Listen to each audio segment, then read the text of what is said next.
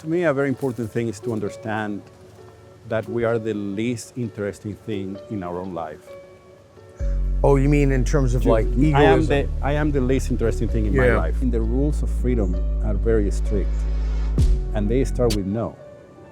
You can be fundamentally free, but you can be free. You can be free of something. And how are you free of something? Just say no. No. I'm thinking about that on a macro social level, and that's certainly true. The rules of freedom begin with saying no. No to these lunatics who want to do this insane shit. I mean, right now, we are in a moment in which the thieves are stealing. The liars are lying. The fool people are babbling nonsense. So that means that everything is going the way it should be. All right, let's go see if we can find some birds. I think that should give us courage, exposure to other people's perspectives. It's moving us in a good direction. So, two people I know and respect intellectually tell me that you talk to birds. What is up with that? What's going on with that?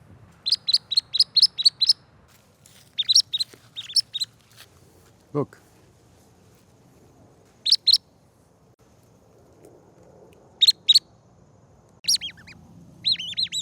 Many birds that I know and respect intellectually will say that it's true. So yes. So do they talk back? Well, yes, not in the way people think, like in the movies, but when you call them, they respond when they want to respond, because not all birds are the same. And if that happens, you inhabit or co-inhabit a rhythm with them. You are inside this moment that is just present tense of rhythm. And in that moment, you understand everything. And when they fly away, all that clarity vanishes. Well, you mean you understand everything about the communication with the birds? About life. You About understand life? Everything.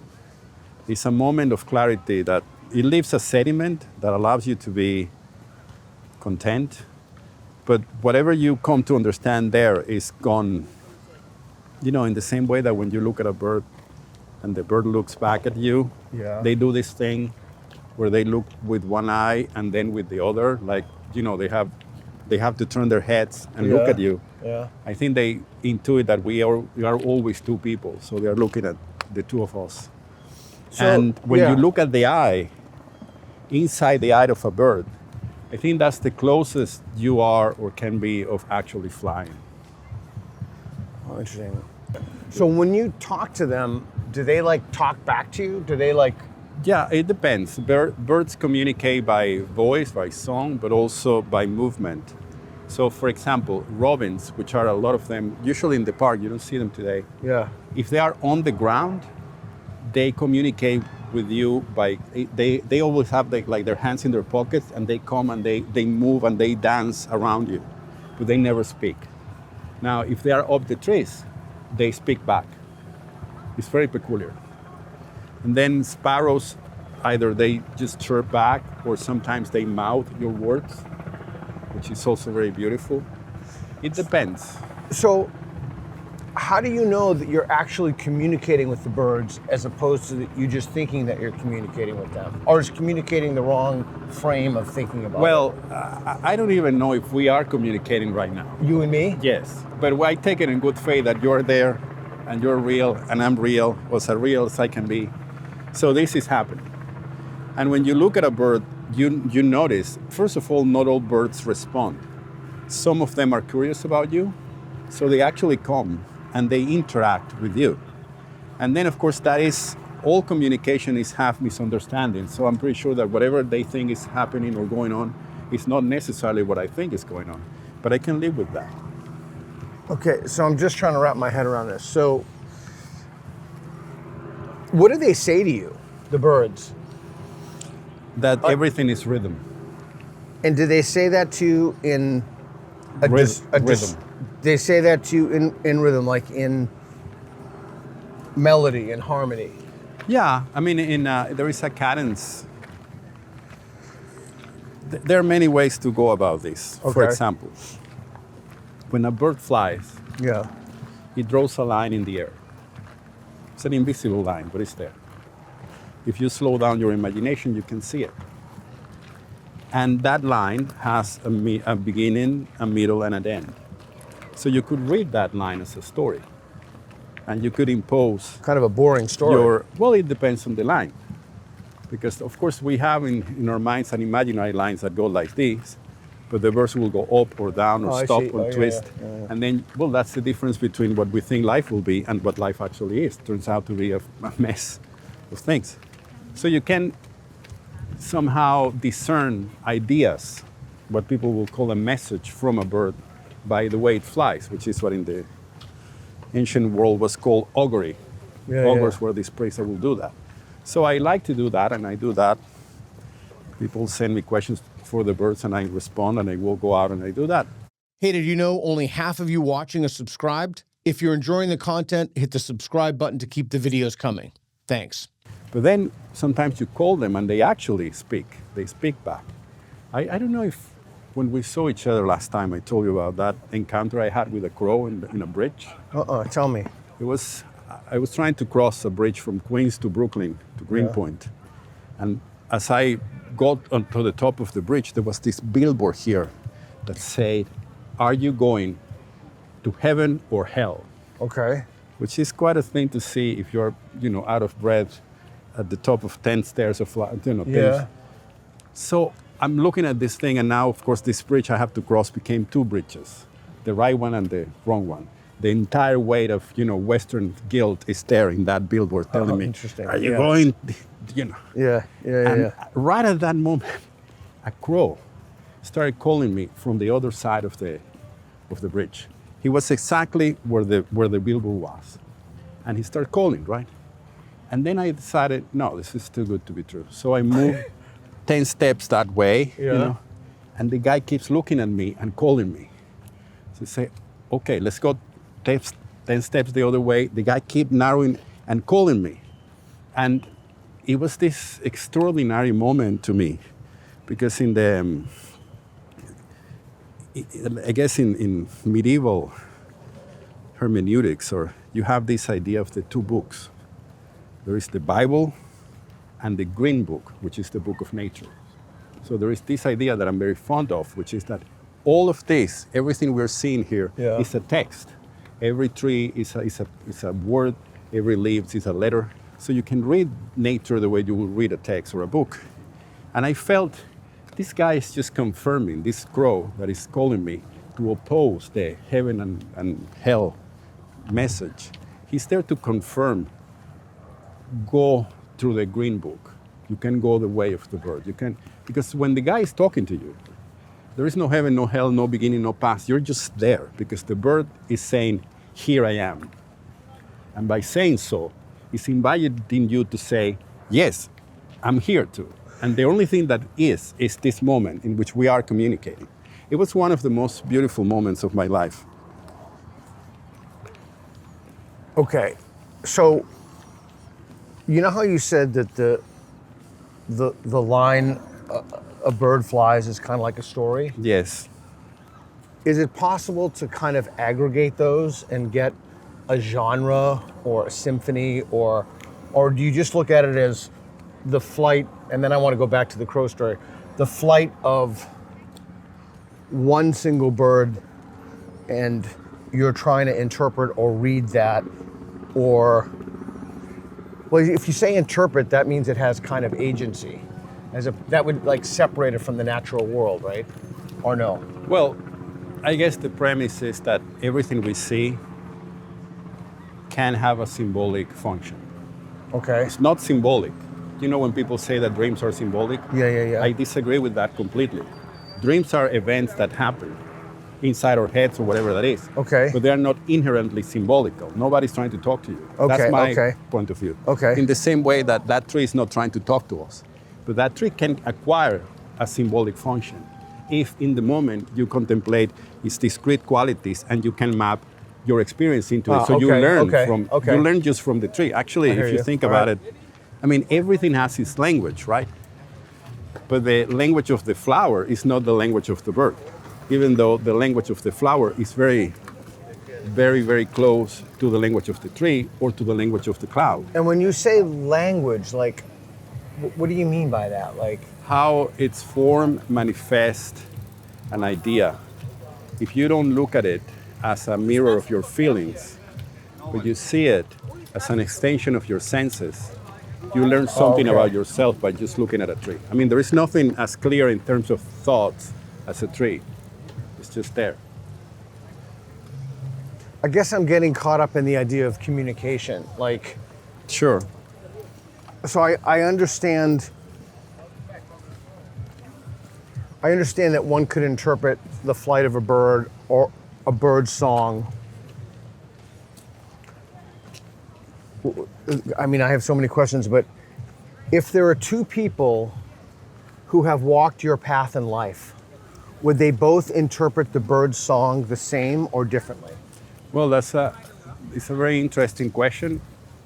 I will say yes, but I know that a lot of people will say it is subjective and there could be a big debate about it. But when you deal with form, meaning the way a thing manifests its propensity, I mean, the idea behind that tree is this. Yeah. It's very unlikely that somebody will look at a tree and think it means to lay down. There's no laying down in that thing. It's just this. Okay. So that idea is there for anybody to pick up. So in that sense, there is a consistency in the symbolic world, if you wish. Because it's not about how it makes you feel. It's just about how it delivers a certain sense of being in the world. And if someone looks at the tree and thinks, lay down, are they wrong? Well, that's not what the tree is saying. So in terms of, let's move to another example. When somebody says a crow is bad luck, why? Do you know the crow? How you know that? But people say all crows are bad luck. Okay. And I find that useless, maybe because I have never met a crow I never liked. Okay. Okay. So if the tree has agency, if the tree has agency, it would have to say something different, or else it wouldn't have any agency. Well, Or is it just kind of like, I think a tree says what a tree says in the same way that a dog says what a dog says. I was thinking about this morning with a friend who is very frustrated at work. And I feel that we know, or we like to think we have agency. But in my view, everything comes down to what we can do. That's the only thing that is real. Everything else is fiction. It's like the past and the future. That's all lovely, but it's not here, right? So when you assume that that person is doing what he or she is doing because he chose to do so, you breed resentment. You say, I don't like what you're doing, and you're choosing to do that. But in truth, the person is just doing what he or she can do. And that frees you from that judgment. And now you understand what that person is about. I mean, you won't give a violin to the dog. yeah, that's the thing about when you just eviscerate the notion of free will, I think you become much more forgiving of people. Yeah. But okay, so there's a natural world, the Green Book, Yes. and what is a day like for you when you get up? Do you just like immediately start talking to the birds, or what do you like? What's like? You wake up, Well, I have coffee, which is very important. vital. And then I mostly go out and wait. And I only know what I'm waiting for when I find it. I don't know what I'm waiting Like you go out in your yard. for. I go out on the street here in New York. I go around my apartment to this coffee shop. And I'm just waiting for a thing that is worth contemplating. But I think most of my day interesting. goes about, Oh, that's so interesting. Yeah. that's what it is. It's a thing. You wait you wait for something to come to you. Here, let's have a seat here. You wait. I'm deaf in one ear, so I'm gonna sit on that side. Yes. So you wait for a thing to come to you, and then you contemplate that thing. Yes. And to me, I guess the most joyful day of my life was when I understood that I could live inside my language. What do you mean? It means that I'm here to look at things and give them a name. And Oh, I in see. the doing of just the naming of the thing, understanding, of course, that the name is temporary. It's today that thing. These words will describe my experience of that thing, and I will learn something. That was everything I needed to do in life. That I became self-contained. Wow. And thinking, speaking like we're doing now, which to me is the highest of civilization, a conversation, writing maybe, becomes everything. But then you have to have something to say, and that's where the contemplation comes about. I just wait for that thing that I can share. I'm crossing my arms because I have a bad shoulder. Not to offend. So, this is what I'm thinking about. So, do you have any corrective mechanism for the stuff you think about? Like if you wait and you contemplate something, and say you're contemplating, is there a way to know if the thoughts that you have are your ideas kind of fixed to reality? Like, is there a way to falsify them, or is that just the wrong way to think about it? You know, like the crow and the billboard.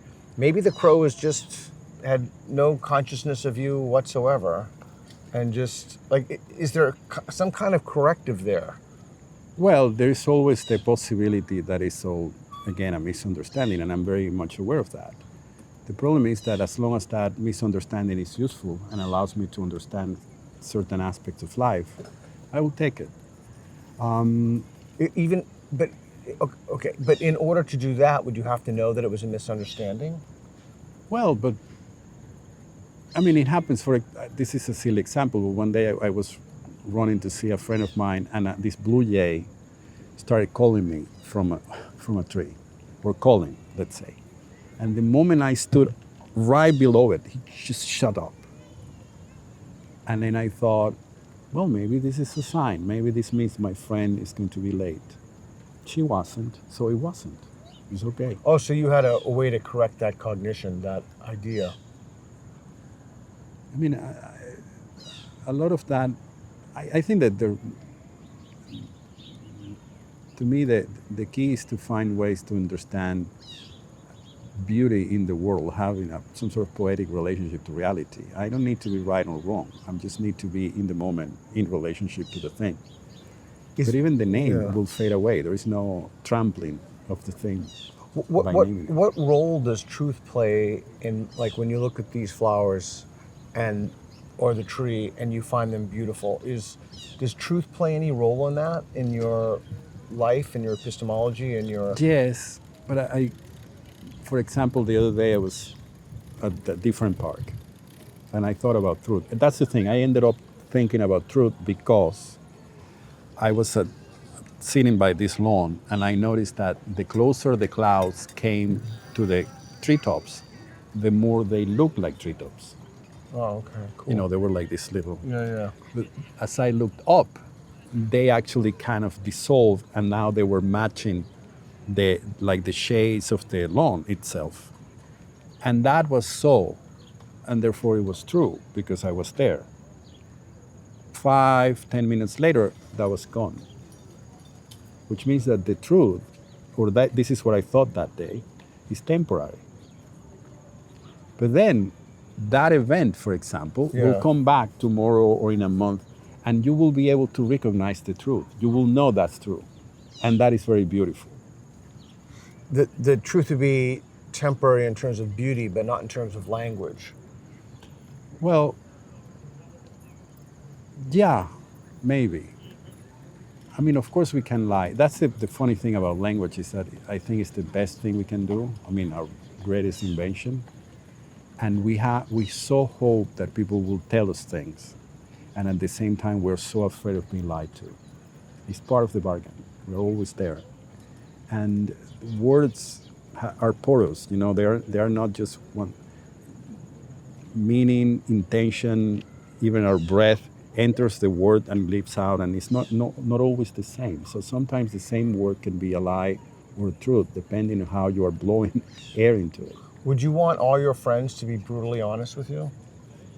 Yeah, I think that's something I have had that conversation with many people, and because everybody wants to know the future, right? And I say, you want to know the future? There is one prophetic function in the human being: honesty. You look at a thing honestly, you know the future. And I remember a woman telling me, if I go around doing that, I'm going to lose all my friends. Then you know the future. Yeah, then There's or no- they were you- not your friends to begin Exactly. with, You know, or you'll get better. You know the quality truth. Friends. Those are not yeah. your friends if they can withstand that. That's interesting. It's really interesting to me on a social level, without wading into the culture war too much. When everybody knows what a woman is, and then everybody denies knowing what a woman is, and they're totally clueless as to what a woman is. Everybody's lying to each other. They're just being dishonest. But the dogs know. The dogs know. A dog sniffs your crotch and he knows who you are. There's no language. There's no, all the other stuff just fades away. Yeah, it's interesting. It's interesting. So the dog knows more than the Supreme Court justice or the vast majority of people in Yeah. society. So what it like? Here, let's keep walking. It's a nice day. Sure. So what are some things that are? Wow, this is beautiful here. Yeah, it's gorgeous here. What are some things that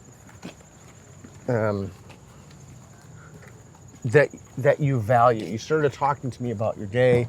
You go to the coffee shop. Do you take anything in your coffee, or do you get black? No milk. I can't take black or I really get Okay. palpitations. I take oat milk.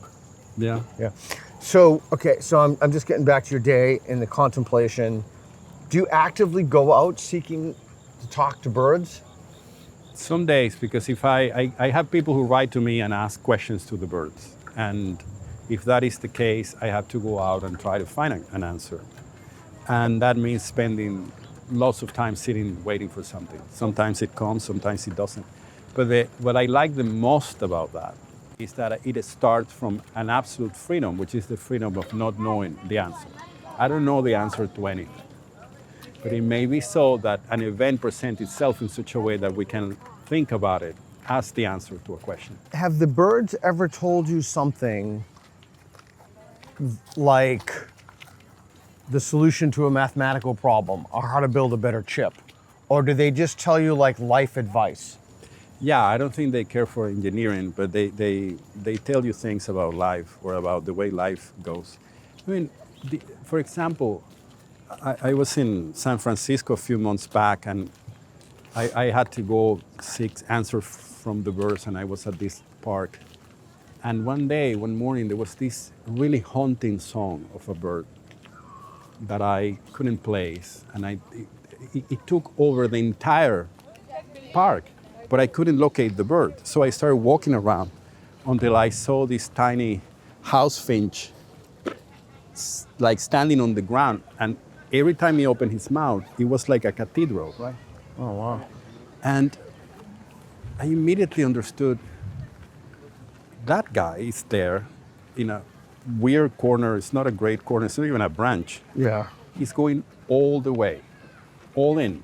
Yeah. Yeah. You go to a tiny little place and the birds are just singing as if they were at the Amazon.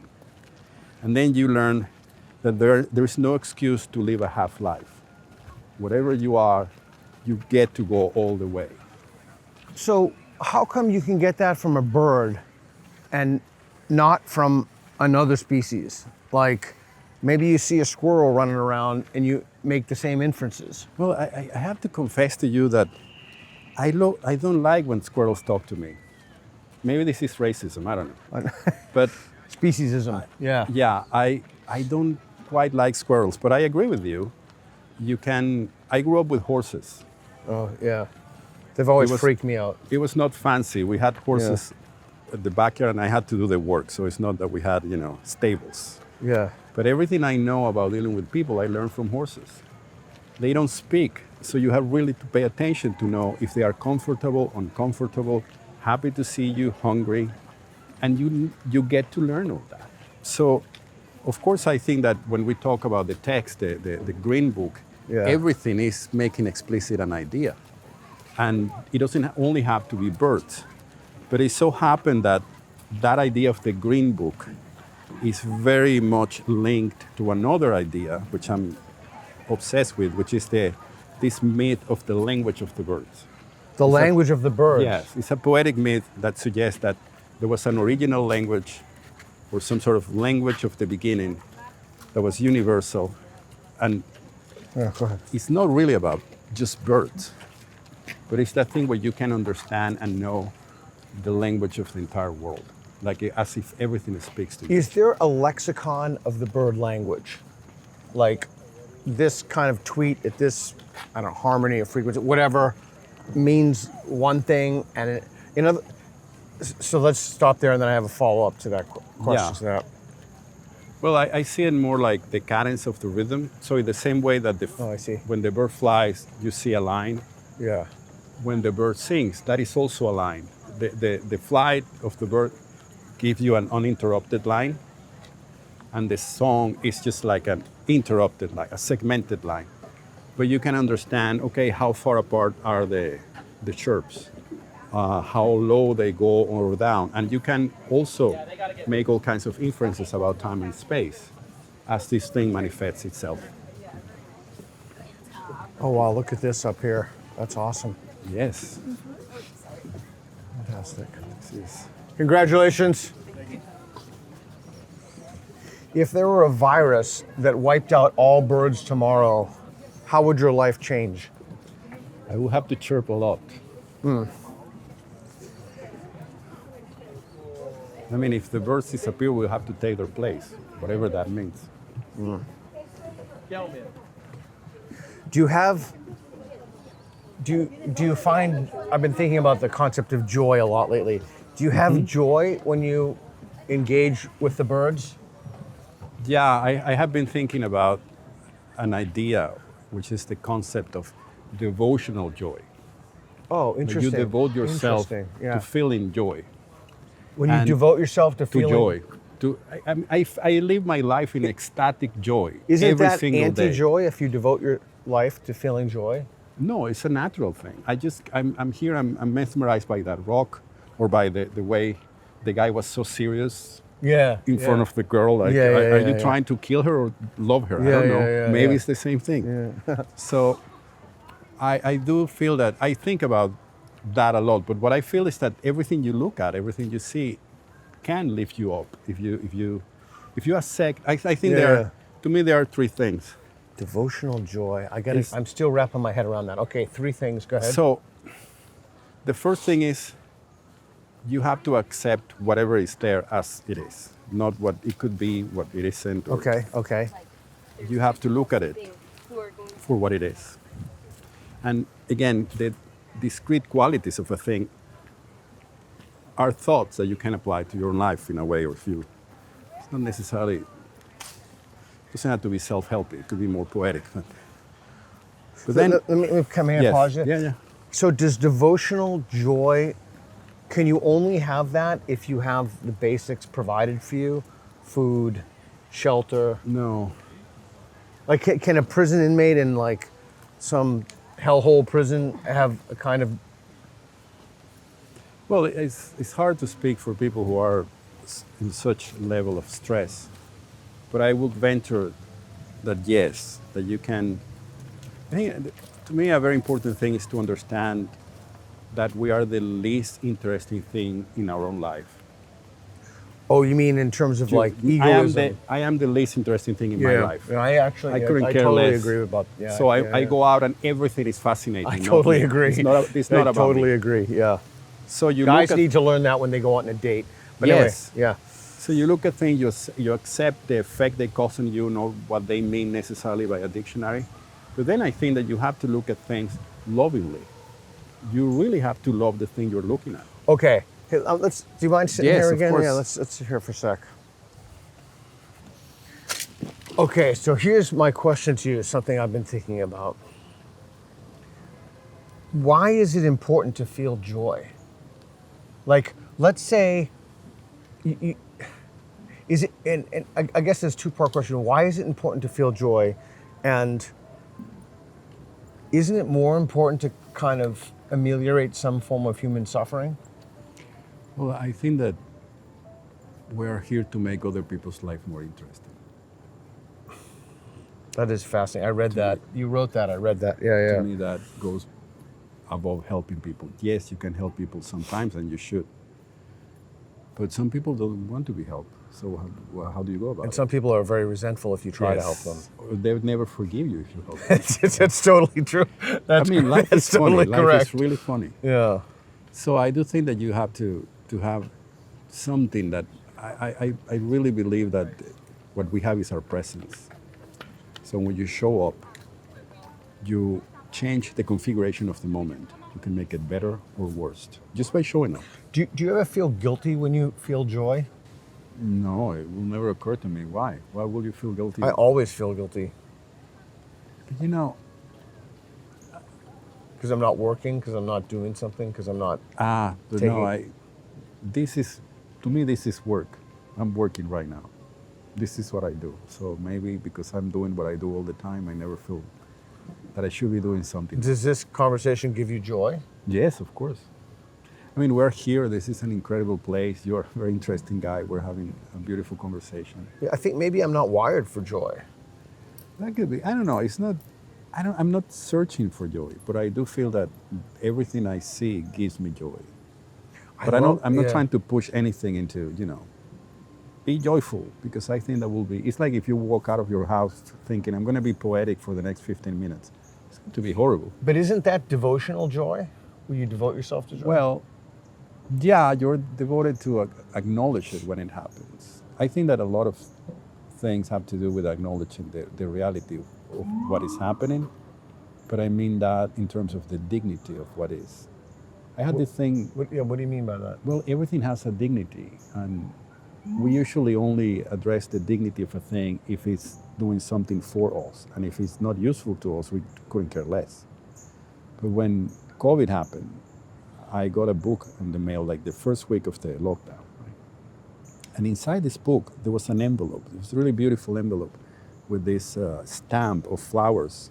And there were flower seeds. So it was almost subversive that somebody would just send these seeds in a moment in which we all thought, especially those first week, okay, we're all going to die. We have to wash the cardboard boxes. Yeah. So I looked at the seeds and thought, they do exactly what they are supposed to do. Therefore, they're beautiful. So the virus is a beautiful thing. The virus is completely consistent with what it's supposed to do. There's beauty and dignity in COVID.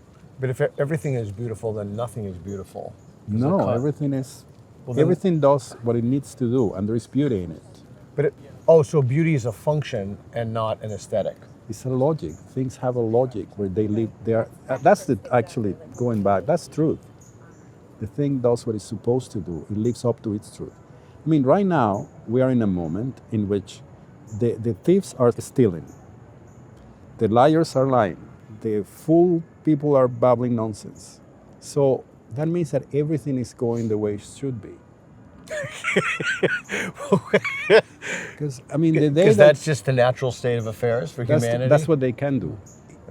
So for some weird Boy, reason that I that's don't pretty. know. Is that pessimistic? No, it's just so. I It's mean, just descriptive. there is Yeah. something strange about, or not strange, but the clarity of evil. Evil has a clarity that when you and I, I'm sure we think we are not evil. We don't have the clarity of evil. Because it masquerades as righteousness. It's just, this is what I do, this is who I am. They live up to that in a way, and I have to accept the dignity of that, even if I don't like it. Whether many times we say we are the good ones, we are not able or willing to live up to whatever that is. We're confused, we don't know. So the day that you see the thieves stealing, Yeah.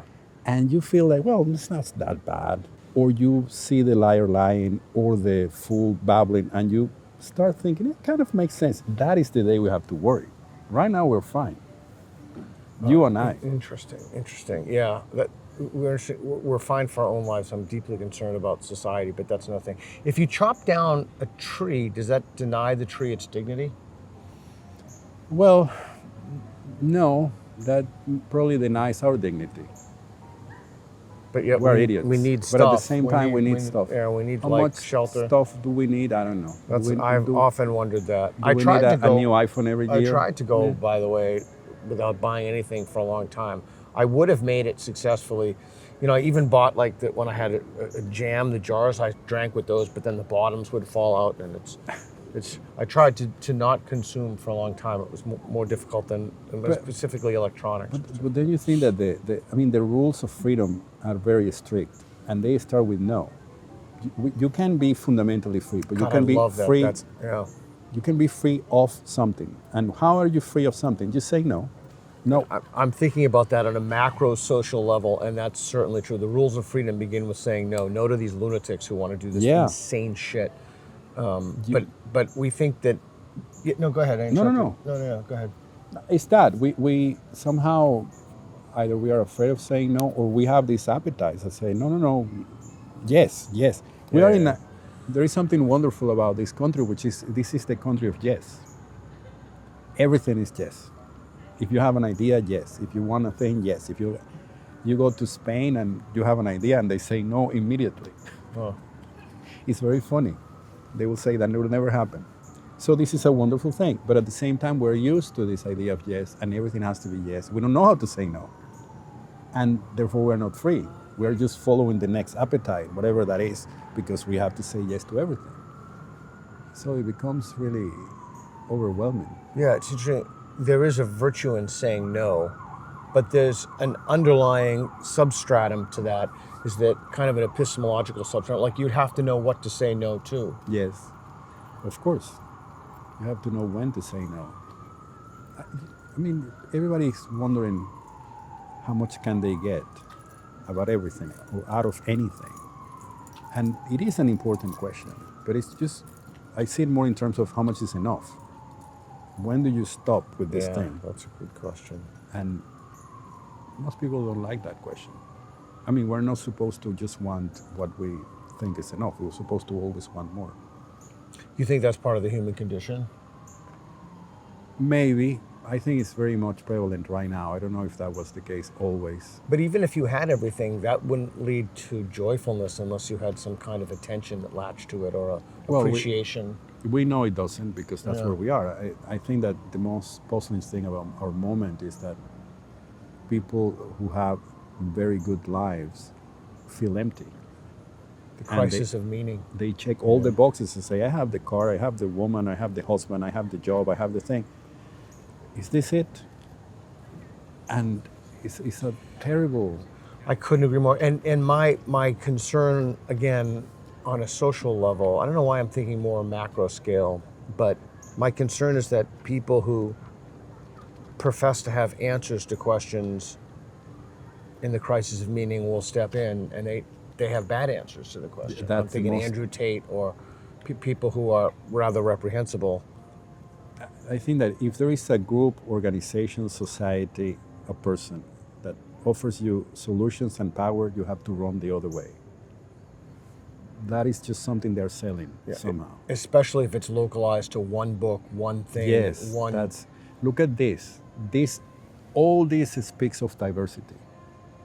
That's all this is saying all the time, is everything at once. There cannot be just one thing. Shall we keep going? Sure. Yeah, let's keep going. So, well, I've been asking you all the questions. Do you have any questions for me? Well, how do you start your day? Well, how did that feel, the tree?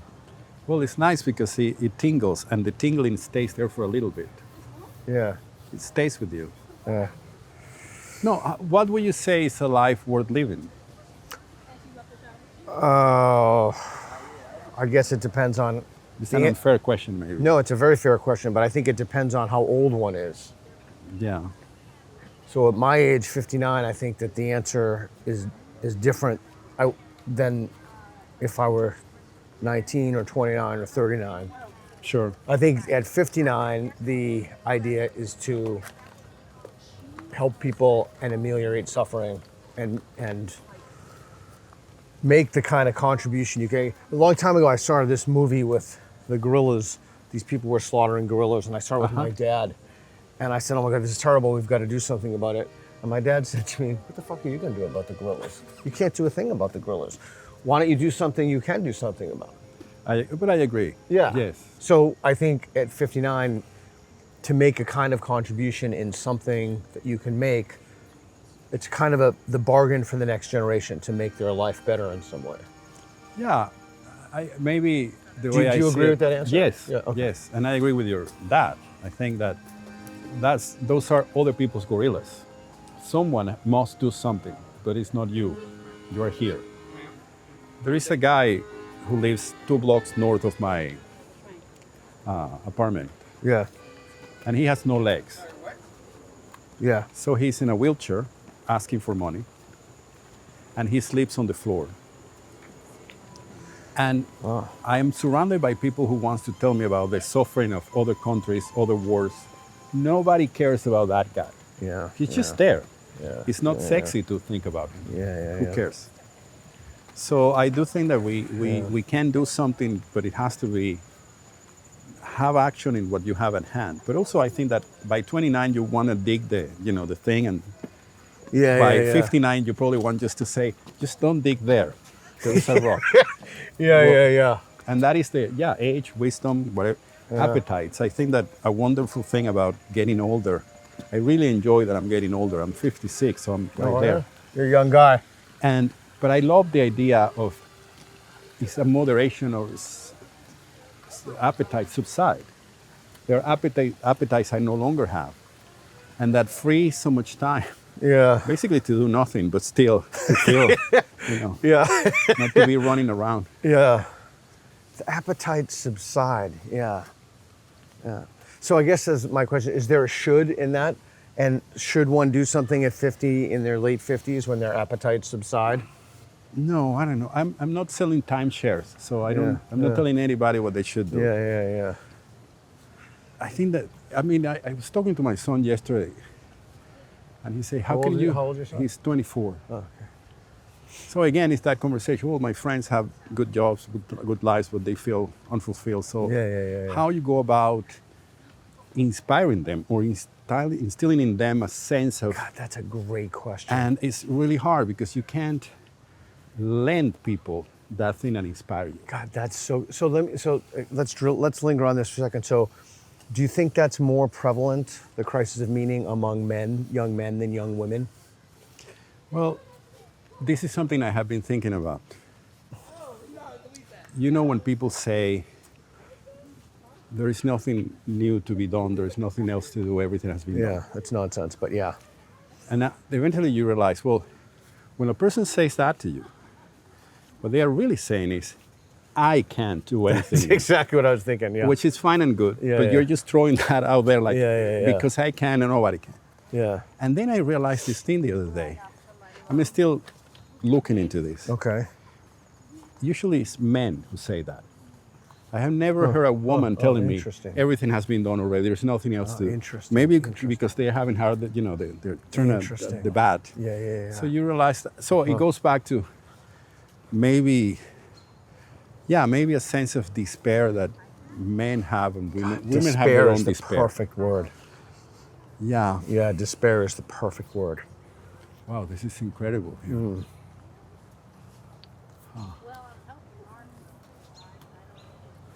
What do you think of all this? Like everywhere I go, this is one of the longest times I've been without smelling marijuana since I've been in New York. I know. I smell it just everywhere. You're completely right. Yes.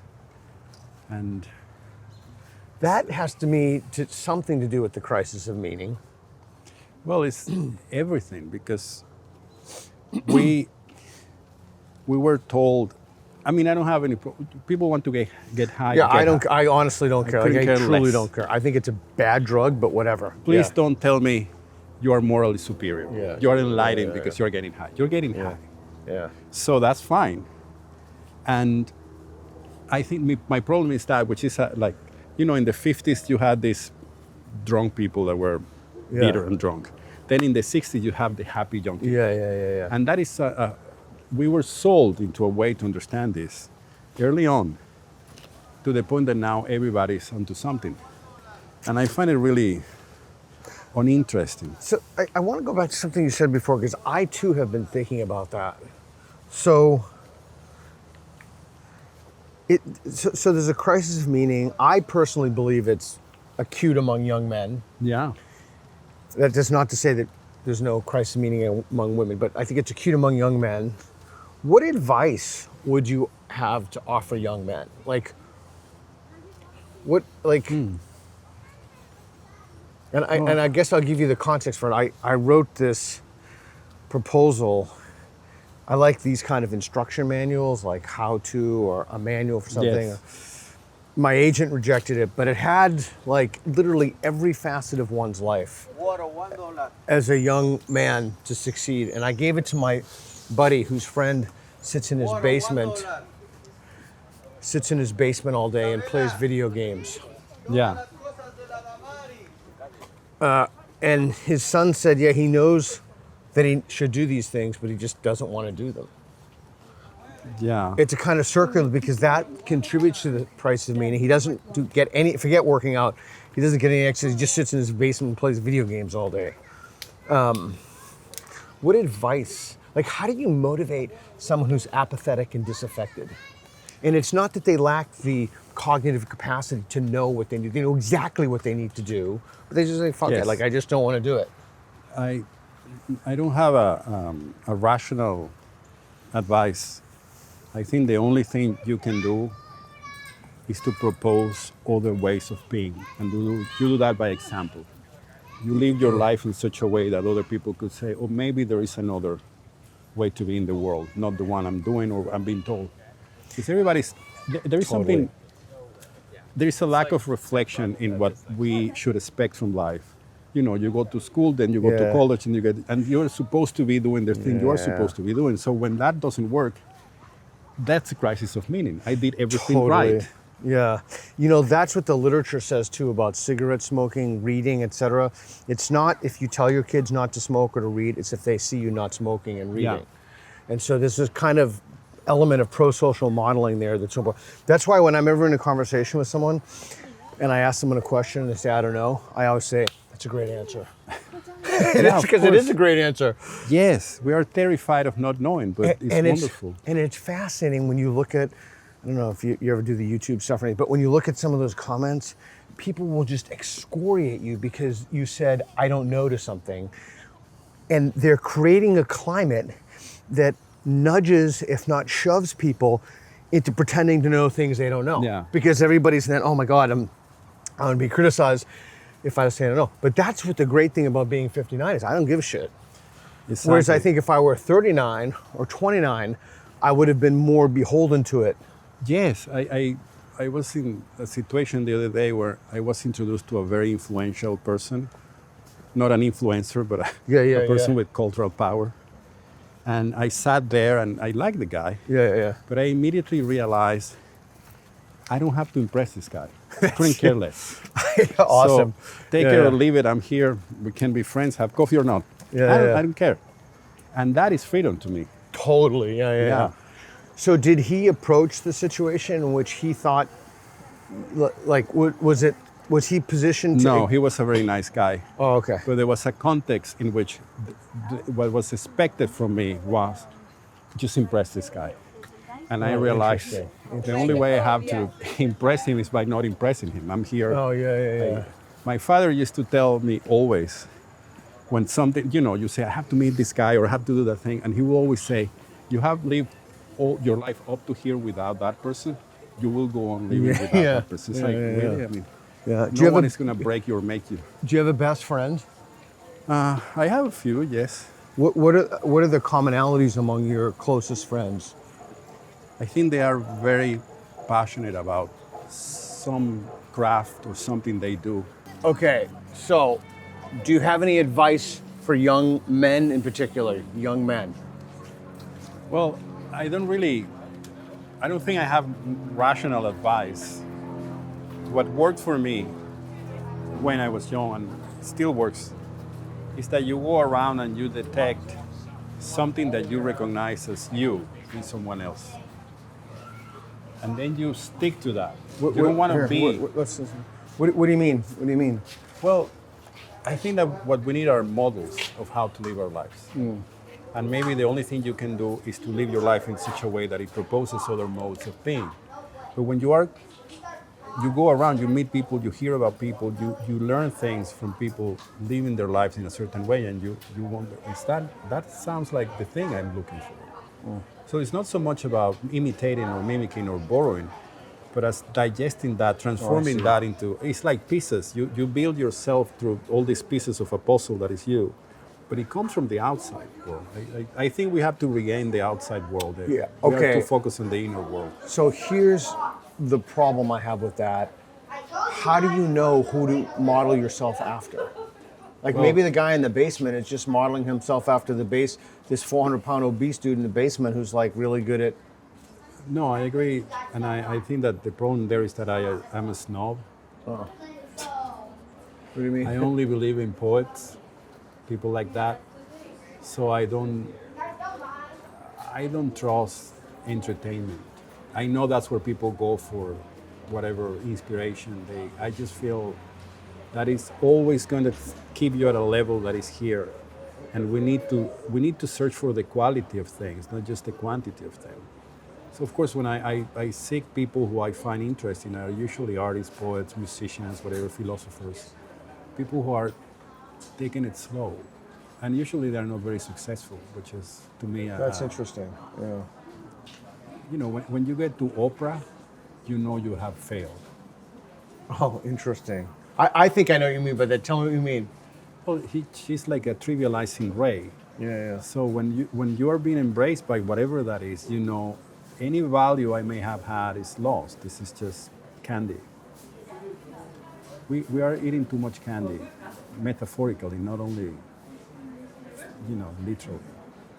But I don't know. I really love to think that I'm completely useless. I don't know if I have any advice to anyone. I'm just trying to live my life in a way that seems worth living. That's why I ask you, what do you think a life worth living is? What's interesting, I did an event at the Comedy Cellar, and I asked someone, what's a good life and what's a good death? And my buddy who was in the audience said to me, you should have asked, can you have a meaningful death if you haven't had a meaningful life? So I guess nice. that's It's my beautiful. question to you. Can you have a Yeah, of meaningful course. I death guess- if you haven't had a meaningful life? Well, you can make your death mean something, even if your life meant nothing. Which I guess, because talking about inspiration and all these things, I don't know if you can kickstart somebody's will to have an inner life or whatever that is, inspiration. But maybe the only way is you align yourself to something. You build a thing with somebody else. You put yourself out there. It's never inside of you. We have been, Jules Verne, the writer, was probably the most clairvoyant of all. He said, we get to go up to the moon. We get to go down the sea. We get to go to the center of the earth. And then we had this other guy who say, no, we get to go inside ourselves. The unconscious is the most beautiful landscape. We have been there for 100 and something years. And it's time to get out of there. Are you, well, I'll put it on myself. I'm always amazed when I meet somebody who's older and they're just a dick. Yes. Like they just treat service people terribly, or they're just a horrible person, or they still haven't gotten over these demons that they have. And I'm always amazed by that. Like, so you're amazed by? Are you Yes. like, yeah? Yes, of course. And I mean, I guess age could make you worse. And whatever you are, could just make it more, accentuate that. But I am always amazed at how older people, when older people are confused, I get very confused because you're supposed to tell me. I'm not supposed to tell you. Yeah, that's funny about being our age is that are your parents alive? My father, yes. Oh wow, that's amazing. Well, my grandparents are dead, my parents are dead, my mentors are dead. Like, it's just kind of like me. And so there's a kind of ultimate responsibility when you stand on your own feet, and you have to be accountable for your own decisions.